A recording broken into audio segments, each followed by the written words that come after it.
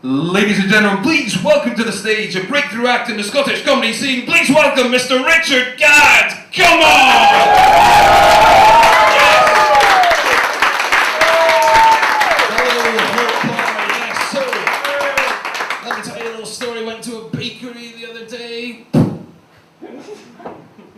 Couldn't help but notice that they stocked some nice rounded buns. Maybe I could do something with these buns, I thought to myself. So I went up to a woman in a jacket with her nice rounded breasts. And you can probably guess what I said to her, can't you? I said, "Oi, madam, nice minge." So I went to Amsterdam recently. Fucking hell, I smoked so much weed. I took so much cocaine and I slept with tons of prostitutes. And when I was done, I left the Anne Frank Museum. Yeah, so I'm Richard Gadd, I'm a stand-up comedian, and when you say to somebody you're a stand-up comedian, they often ask you the same question: what's the most memorable gig you've ever had? And the most memorable gig I ever had was for the BBC. And it was in an event called Funny Turns 2010, and it was hosted by none other than Fred Macaulay, and it was live on BBC Radio 1, right? How good is that? I grew up watching Fred Macaulay, right? I grew up watching him as a child. My dad was a big fan of Fred Macaulay. And when I was 10, I went to an X-Men convention and I met Fred Macaulay. I couldn't believe my eyes. My dad was like, "Go over and get his autograph from me." I wasn't too fast, I was 10 years old, but he wanted it, but he didn't want to go over himself, you know what I mean? So I went over to Fred, and I remember I tugged on his shirt, and I went, "Excuse me, are you Fred Macaulay? Can I get your autograph, please?" He went, "Sure thing, what's your name?" "Dad?" And that's a true story. So it's a kind of weird twist of fate that 10 years later, I'm on the Clyde, I'm on the river, you know, the Renfrew ferry with this man I admired when I was a kid. 10 years later, almost to the date, the 9th of March, 2010 it was. I remember the day before this big gig, I went down and I stood on the stage, and it was this massive stage, and I looked down at the stalls, the empty stalls and the empty balconies, and I just imagined that the next day they would be filled with hundreds and hundreds of people. And I thought to myself, as I stood there, I thought to myself, fuck me, this is going to be good tonight, this is going to be good. This is my big break, I can feel this now. And just as I thought that, my phone rang. And it was the BBC. And he said to me, "We're thinking of cutting you from the bill."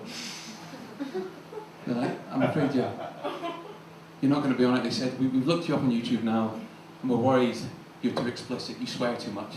You talk too much about Amsterdam and minges and stuff." And I was like, "Oh shit, this is bad." But they said, "You could change your material by tomorrow and we'll still put you on the bill." So I was stuck between a rock and a hard place. I didn't want to sell out myself, but at the same time I didn't want to lose this big break. "No problem," I said. Of course I said no problem. Of course I said no problem. Who am I to pass up on the BBC? So I went home that night and I wrote and I wrote and I wrote and I wrote. And the next day I went in, and before I knew it, the comedy night had gone on. Raymond Mearns had been on, Des Clark had been on. It was time for me to go on. And I just went on and I was full of dread. Ladies and gentlemen, please welcome to the stage. He's a breakthrough act in the Scottish comedy scene. Please welcome Mr. Richard Gadd. Come on, ladies and gentlemen. Hello. Hello, Renfrew ferry. So I went to a bakery the other day. Set the scene. Couldn't help but notice that they stocked some nice rounded buns. Maybe I could do something with these buns, I thought to myself. So I was a woman in a jacket with her nice rounded breasts. And you can probably guess what I said to her, can't you? I said, "Oi, madam, nice legs." So I went to Amsterdam recently, and God, I smoked so many cigarettes. I drank so much alcohol and I slept with my girlfriend. And when I was done, I left the Van Gogh Museum.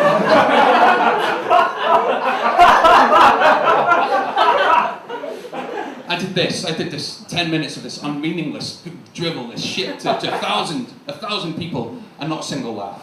Live on Radio 1, 1,000 people, not a single laugh, not even a tear, not even a murmur. And when I said goodbye, I've been Richard Gadd, they didn't even clap when I walked off the stage. How often does that happen? Actually, it's investing my time, but they usually fucking clap when they walk off stage. And Fred came on, and he didn't have a clue what was going on. He said, "Why are you laughing? Come on, give it up for him. He's a breakthrough act in the Scottish comedy scene," to which someone in the audience, live on Radio 1, shouted out, "Hardly fucking breakthrough." Hardly fucking breakthrough. I'm glad you're laughing, because I fucking wasn't. Hardly fucking breakthrough, and that's stayed with me ever since. Hardly fucking breakthrough. Richard Gadd, hardly fucking breakthrough. And I remember I sat backstage and I sat down and I turned all the stuff over my head, hardly fucking breakthrough. I turned over meeting Fred when I was 10, and I turned over why I got into comedy in the first place. That was to have fun, not to be a complete fucking failure in it. And I thought to myself, oh, well, I was disappointed, and it was like a disappointment like nothing else. It was a disappointment that I think only comedians feel, which is like you set yourself up for your own failure. You've willingly put yourself in the firing line. Because you see, when you do comedy, it's kind of like a rock and a hard place. It's like you're stuck between confidence and vulnerability. And it's like, when people laugh, they're laughing at the hard work you put in, but when they don't laugh, it feels personal.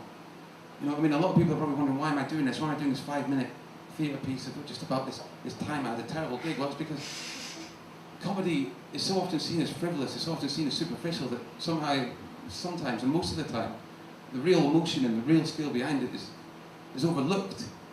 And like a lot of comedians, like myself and a lot of people I know, strive for perfection, but you can never achieve perfection when everything's subjective. You can never be perfect. So when you're a comedian, you can never really be happy.